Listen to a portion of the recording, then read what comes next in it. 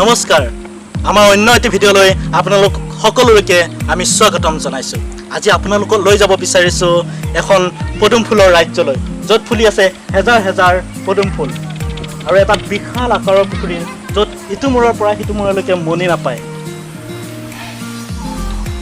আমি সকলোৱে জানো অসমত এটা সময়ত আছিলে কোচ ৰজা। এই কোচ ৰজাৰ দিনতেই দৰঙত 4টিকৈ বিশাল বিশাল আকাৰৰ পুখুৰী খন্দা হৈছিলে। এইকেইটা হৈছে বুঢ়ীনগৰ পুখুৰী, লখিমপুৰ পুখুৰী, জয়পাল পুখুৰী আৰু বলদেৱ পুখুৰী। এই বলদেৱ পুখুৰীৰ পাৰত আজি আমি এতিয়া উপস্থিত হৈছোঁহি। আপোনালোকক আমি দেখুৱাবৰ কাৰণে চেষ্টা কৰিম ইয়াৰ শোভা।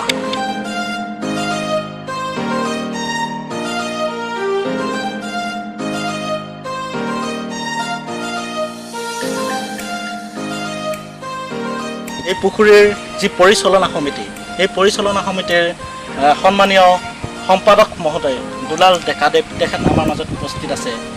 তেখেতৰ পৰা আমি কিছু ইতিবৃত্তৰ কথা জানিব বিচাৰিম। লগতে আমাৰ মাজত উপস্থিত আছে এই পৰিচালনা সমিতিৰ এগৰাকী উপদেষ্টা, যিয়ে সততে পৰামৰ্শৰে এই পৰিচালনা সমিতিখনক আগবঢ়াই লৈ যায়। তেখেত হৈছে কৈলাশ শৰ্মা ডাঙৰীয়া। তেখেতলোকৰ পৰা আমি বিশেষভাৱে কেইটামান কথা আমি জানিবৰ কাৰণে চেষ্টা কৰিম। দাদা, মানে আমি ঘৰুৱাভাৱে কথাটো আলোচনা কৰিম। আচলতে পৰিৱেশটো ইমান ধুনীয়া লাগি আছে, গতিকে আমি অকণমান গৈ যদি প্ৰকৃতিৰ শোভাটো গ্ৰহণ কৰোঁ, লগতে কথাখিনিও নহয় অকণমান আহোঁ। যিহেতু লকডাউনৰ সময়, আমি অকণমান ছ'চিয়েল ডিষ্টেঞ্চ মেইনটেইন কৰি পেলাই কথাটো পাতিবৰ কাৰণে চেষ্টা কৰিম। ইয়াৰ ইতিবৃত্ত সম্পৰ্কে আপুনি অকণমান আমাক জনাই দিয়কচোন। এই গোটেই অঞ্চলটো, সমগ্ৰ অঞ্চলটো আচলতে আমাৰ দৰঙৰ যিটো কোচ ৰজা, কোচ ৰজা বলিনাৰায়ণৰ দিনত এই অঞ্চলটো শাসিত হৈ আছে। আৰু বলিনাৰায়ণৰ দিনত এই পুখুৰীটো সহিত ব্ৰহ্মপুত্ৰৰ মাটি, তেতিয়াৰ হৰিহৰ বিজয়ৰত্ন পণ্ডিতক ব্ৰহ্মপুত্ৰ দান কৰিছিল। এই ব্ৰহ্মপুত্ৰটো হৈছে মানে 100 পুৰা মাটি এটা ব্ৰহ্মপুত্ৰৰ দিছিলে। তেখেত ৰাজজ্যোতিষী আৰু ৰাজনীতি পণ্ডিতে তেখেতক দান কৰাৰ পিছতে এই পুখুৰীটো আছিল। তেখেতক দান কৰাৰ সময়ত এই পুখুৰীটো ইয়াতে বিদ্যমান হৈ আছিল। আৰু এতিয়া এই পুখুৰীটোৰ বৰ্তমান যিটো অৱস্থা, এই অৱস্থাটো কেইবাটাও পৰ্যায়ৰ মাজেৰে এইখিনি পাইছেহি। আচলতে ইয়াৰ মাজতে পুখুৰীটো যিসকল সূৰ্যখৰী দৈৱকৰ যিসকল বংশধৰ আছিল, তেওঁলোকৰ হাততে কিছুদিন পৰিচালিত হৈ আছিল। তাৰপিছত কিছুদিন পৰিত্যক্ত হৈ থাকিল। পৰিত্যক্ত হৈ থকাৰ পিছত আকৌ ৰাইজে এই পুখুৰীটো বিভিন্ন ধৰণে ব্যৱহাৰ কৰি মাছ ধৰি বা তেনেকুৱা বিভিন্ন কামত ব্যৱহাৰ কৰিছিল। দুলাদা, যিহেতু আপুনি এগৰাকী এই পৰিচালনা সমিতিৰ সম্পাদক, গতিকে ইয়াত যেতিয়া বিভিন্ন ধৰণৰ মানুহ আহে, চাবলৈ আহে বা পিকনিক খাবলৈ আহে, তেতিয়া আপোনাৰ কেনেকুৱা লাগে? ইয়াৰে যি আপোনাৰ নান্দনিক পৰিৱেশ, পদুম ফুলকে ভিতৰ কৰি পৰিভ্ৰমী চৰাই আহে, শৰালী আহে, আৰু বছৰৰ প্ৰায় সময়তে পিকনিক বা বনভোজৰ কাৰণে ব্যক্তিসকল আহে আৰু আহি ইয়াতে বৰ ধুনীয়াকৈ দৃশ্য উপভোগ কৰে। তাৰ কাৰণে কোনো আমাৰ মাচুল আদি লোৱা নহয়, মাত্ৰ আমাৰ ফুল বা এইবিলাক যদি কোনোবাই নিয়ে, আমাৰ সমিতিৰ কোনোবা এজনক অৱগত কৰিব লাগে। আমাৰ গোটেই গাঁৱৰ সমাজ ব্যৱস্থাটো আমাৰ বলদেৱ পুখুৰী কেন্দ্ৰিক। আমাৰ গাঁৱৰ উন্নয়ন বা গাঁৱৰ যিখিনি মূল আলোচনা বিবেচনা থাকে, আমাৰ পুখুৰী কেন্দ্ৰিক বা সমিতিৰ যিখিনি ব্যক্তি আছে, আমি ইয়াতে আলোচনা কৰোঁ। আৰু ইয়াত বহুত ইতিবৃত্ত আছে। আমাৰ উপদেষ্টা কৈলাশ শৰ্মাদেৱে কৈছে, আমাৰ উন্নয়ন সমিতি বৰ্তমান বলদেৱ পুখুৰী সংৰক্ষণ সমিতি নামাকৰণ হৈছে। আৰু ইতিমধ্যে কৈছে পূৰ্বতে পুখুৰীটো বিভিন্ন কাৰণত মহকুমা বা আঞ্চলিক পঞ্চায়তক দিব লগা হৈছিল। যিহেতু তেতিয়া মৎস্য পালনটো এটা নাছিলে, মৎস্য পালনটো জীৱিকাৰ অৱলম্বন বা বৃত্তিমুখী নাছিলে, বৃত্তিমূলকভাৱে বা আমাৰ যিটো বজাৰ লোৱা আছিলে তাৰ মানে সেইটো নাছিলে। পুখুৰীটোত তৰা বা ঘন জংঘলে আৱৰাৰ কাৰণে এসময়ত তেওঁলোক সাময়িকভাৱে পৰিচালনা কৰিব দিছিল। কিন্তু ইয়াৰে সম্পূৰ্ণ পতা বা আদি এইবিলাক আমাৰ স্থানীয় ৰাইজৰ। আৰু পৰৱৰ্তী পৰ্যায়ত 98 চনৰ পৰা বলদেৱ পুখুৰী সংৰক্ষণ সমিতি গঠন হৈ এতিয়ালৈ ধুনীয়াকৈ পৰিচালিত হৈছে। দুলালদা, মই জনামতে এইটো অসম দৰ্শনৰ যিটো আছিলে, আঁচনি আছিলে, সেই আঁচনিত এইটো কৰিছে আৰু পৰ্যটনৰ স্থলী হিচাপে ইতিমধ্যে বলদেৱ পুখুৰীক নামাকৰণ কৰা হৈছে। আৰু ইয়াৰ কাৰণে কিন্তু অসম চৰকাৰ আৰু স্থানীয় বিধায়ক মহোদয় আমি বিশেষভাৱে ধন্যবাদ দিব লাগিব যে চিপাঝাৰৰ পৰা 1.5 কিলোমিটাৰ দূৰত থকা এটা দৰঙৰ বিশাল আকাৰৰ পুখুৰীক এটা অসম পৰ্যায়ত নিবৰ কাৰণে যেটো অসম দৰ্শনে আমাক এই সুবিধাকণ কৰি দিছে তেওঁলোকলৈ আমি বিশেষভাৱে ধন্যবাদ জ্ঞাপন কৰিছো। ইতিমধ্যে আমাৰ মাজত উপস্থিত আছে আমাৰ নায়কপাৰা গাঁৱৰ গাঁওবুঢ়া ৰতন দা মই দাদা বুলি মাতো দা বুলি কয়।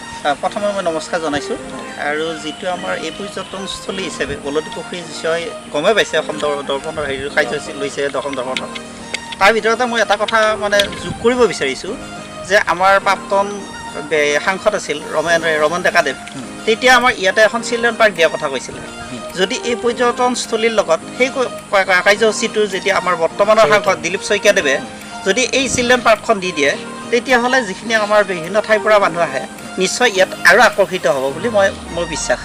আৰু ইয়াত এটা কথা কি ক'ব লাগিব যে আমাৰ যিটো শংকৰ ৰংঘৰ মন্দিৰটো আছে, তেওঁলোকেও ইয়াত মানে ডেভেলপমুখী এটা কাম লৈছে। গতিকে এটা তীৰ্থস্থান সদৃশ পৰ্যটনৰ লগতে তীৰ্থস্থান সদৃশ এটা মানে হেৰি আছে, স্থল আছে।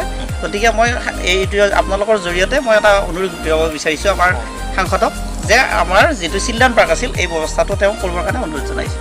হয় হয়, আচলতে এইটো কথা হয়, তেওঁলোকৰ ৰাজনৈতিকভাৱে বা চৰকাৰীভাৱে যিখিনি কৰিব লাগে তেওঁলোকে কৰিব। কিন্তু মই এটা কথাই জানো, আমি যাযাবৰৰ তৰফৰ পৰা যাযাবৰ টীমৰ হৈ আমি এইটো কথাই ক'ম যে প্ৰকৃতিয়ে দিয়াখিনি যথেষ্টখিনি আছে। এতিয়া আমি ইয়াত অলংকাৰ লগোৱাখিনি আমাৰ চৰকাৰী পক্ষই হওক ৰাইজৰে হওক সেইখিনি আমাৰ নিজৰ নিজৰ কৰ্তব্য বা দায়িত্ব বুলি আমি ধৰি ল'ব লাগিব।